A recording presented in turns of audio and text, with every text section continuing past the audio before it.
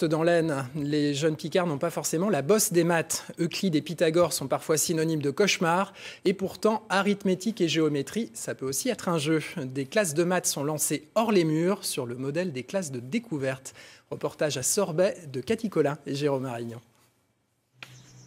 Un gîte au cœur de la campagne de Thiérache. C'est l'abri qu'ont choisi ces élèves de Laon pour venir faire des mathématiques. On va essayer de trouver qu'est-ce que fait 64. Go!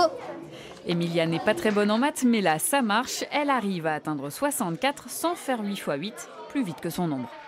Pour savoir si on sait multiplier ou pas.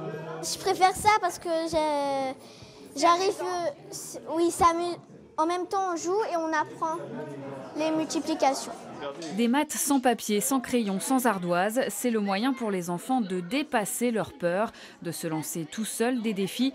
Et parfois, comme pour Nicolas, les jeux permettent de montrer sa propre logique et de réussir.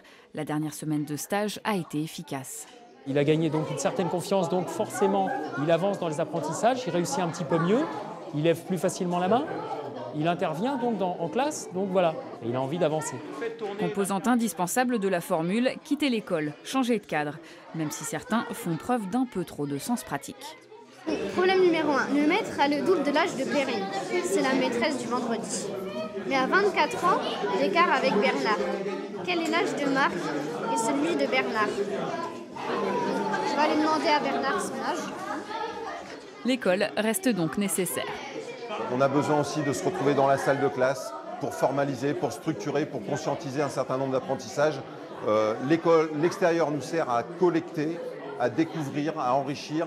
Et dans la classe, on remet tout ça en forme et on aide les élèves à s'approprier les apprentissages.